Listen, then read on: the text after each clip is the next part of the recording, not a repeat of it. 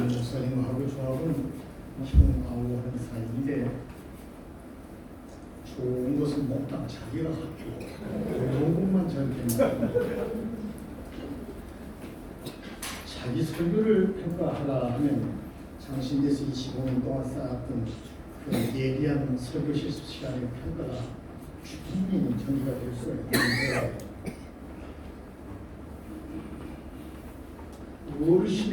어른도 보통 어르신이 아니거든요. 어르신의 설교를 평가하라. 이게 말이 됩니다.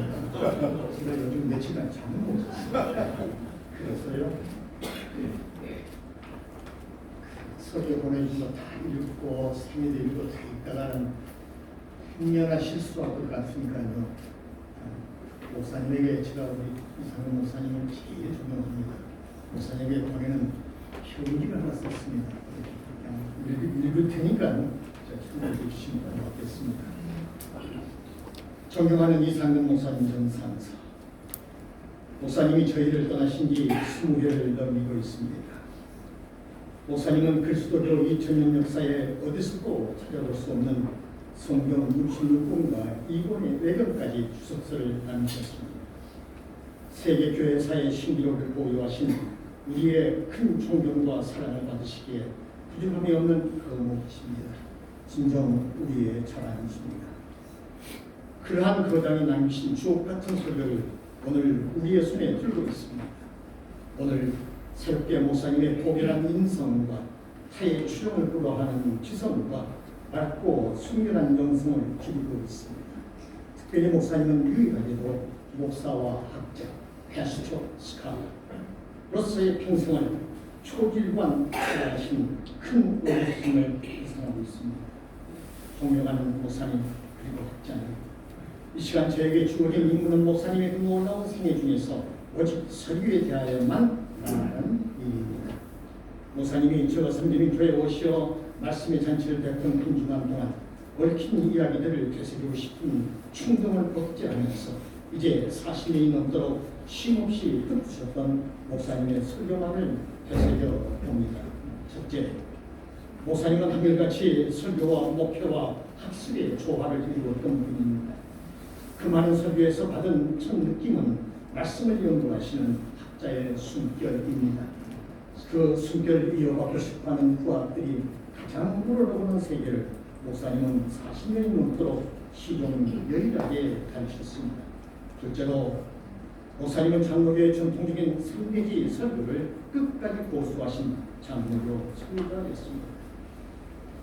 설교의 새로운 형태를 고사하고 고집스럽게 일정한 형태를 가지고 철저히 본문 중심으로 말씀을 뿌리내린 아주 독특한 말씀의 종이었습니다.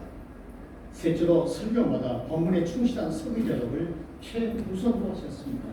텍스트와 컨텍스트에 철저한 분석을 하시고 직선적이고 효율적인 적용을 하셨습니다. 학자들이 일반적으로 갖는 해석의 끝없는 전개에 빠지지 않으시고 해석과 적용에 적절한 균형을 훌륭하게 지키셨습니다. 넷째로 목사님은 설교마다 여러 권의 책을 묶어 놓으신 듯 무게 있는 자료와 금원들이 가득합니다. 시적인 내용을 충분할 길이 없어 허전해하는 현대인은 목사님의 설교를 듣는다면 자신들이 지적인 실존으로 변환되는 포만감을 안겨주셨습니다. 목사님의 설교를 꼭 처음부터 마지막까지 읽어주십시오.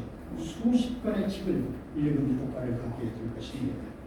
다섯째로 목사님은 자랑스러운 후계자 이성희 목사에게 인자를 뺐습니다. 네, 아무것도 아닙니다. 설교 시간에는 절대로 가족 이야기나 다른 목사에 대한 이야기나 정치 이야기나 하지 말라는 심심한 당부를 하셨다고 들었습니다. 오늘의 많은 목사들이 자신과 가족, 남의 사역과 정치를 말하는데 큰 재미를 붙이고 사는 것입니다.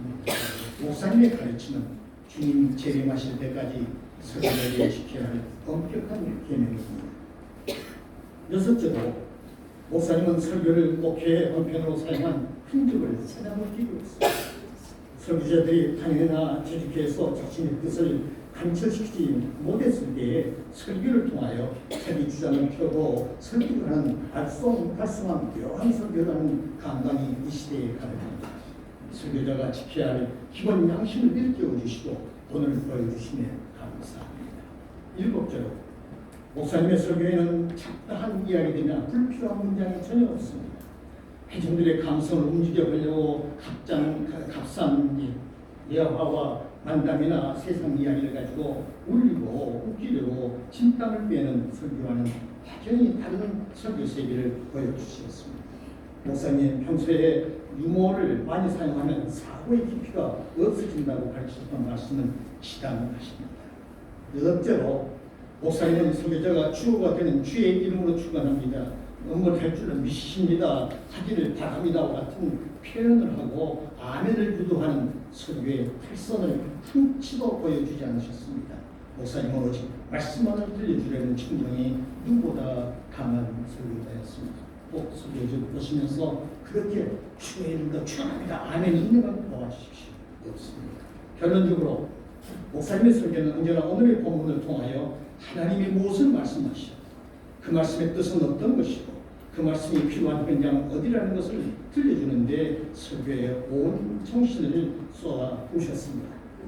그 올곧은 설교의 신명 곧 성원 운반을 실천하는 모습 때문에 하나님은 목사님을 세계의 우뚝선 말씀의 종으로 쓰시었습니다.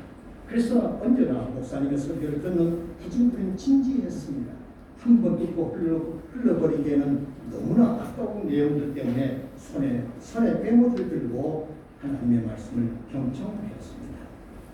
존경하는 목사님, 제 말을 여기서 멈춤이 마땅한데 목사님은 그 크신 눈을 번쩍 뜨시고 찬잔한 미소와 함께 말씀하신 듯합니다. 그대 설교학교로서 나의 설교에 대한 예리한 평가를 하여 후배들이 나와 같은 실수를 범하지 못하도록 하는 것이 그대의 임무를 어찌 찬사만으로 나의 귀를 즐겁게 하는데 멈추려 하는가. 예, 목사님, 성경학의 거장으로서 오신 지적입니다. 예, 울며 겨자 먹기에 속담을 되새기면서 송스러운 마음을 부여안고 설교의 실제 시간에 학생들이 허투루 치던 설교 평가 프레임을 가지고 감히 다음 4가지만 말씀을 드리려 합니다. 용서하십시오. 첫째로 황금보다 더 소중한 주석은 하나님의 말씀을 들어주신 매우 소중한 일입니다. 하나님은 설교를 하나님의 말씀을 선포, 해석, 적용하는 사역이라고 말한 바 있습니다. 목사님의 설교 메시지의 내용은 성삼위 하나님의 말씀을 성공적으로 선포하고 해석하고 적용하고 있습니다. 그러나 막상 그 표현에는 성삼위 하나님이 주어로 등장하지 않았습니다. 즉 하나님은 이렇게 말씀하십니다.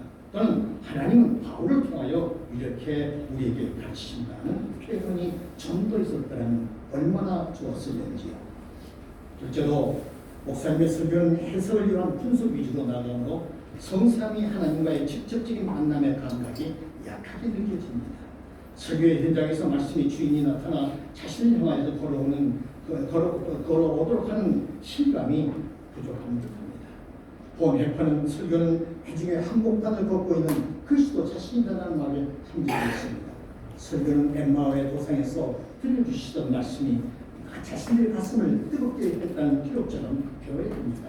설교의 현장에서 머리와 가슴을 뜨겁게 하는 면이 더 강해졌으면 얼마나 좋았을까 하는 아쉬움을 느낍니다.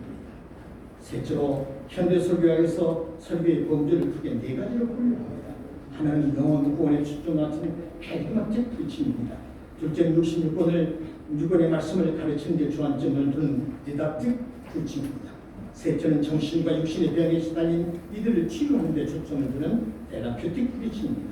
그리고 넷째는 개인과 사회의 탈선을 바로잡는 데 관심을 기울인 소셜 프로페틱 프리칭입니다.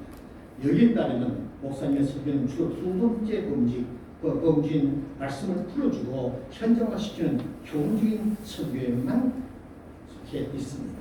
목사님의 설교가 다른 범주에서도 좀 더 광범위하게 펼쳐졌으면 더 좋았을 거라는 생각합니다.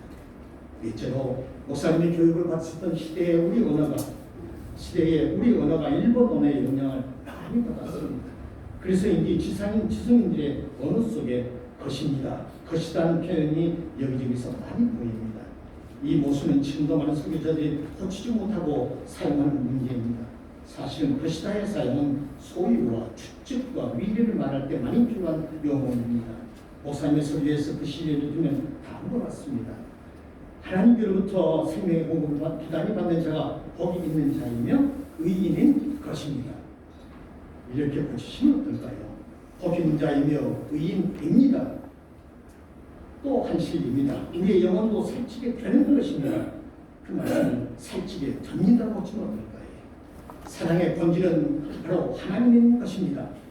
그 말씀을 사랑의 본질은 바로 하나님이십니다. 이렇게 고치시면 어떨까요? 정말 사랑하는 목사님, 학자님, 목사님이 걸으셨던 길을 꼭 걸어가겠다고 학생 때부터 흠모해온 이 작은 종이 목사님의 설교 분석을 맡은 것은 참담 마음이라고 하는 일입니다. 거듭 용서를 빕니다. 내 인생의 사표로 오셨던 목사님 보고 싶습니다. 그 빈틈없는 말씀으로 내 영육을 키우고 싶습니다. 하나님이 목사님에게 주신 칭찬의 만분의 1이라도 받고 싶습니다. 그래서 목사님을 이 시간도 흠모하고 남기신 기록을 남달리 정독하고 있습니다. 사랑합니다. 주후 2019년 성탄절에 기념 꼭 드립니다.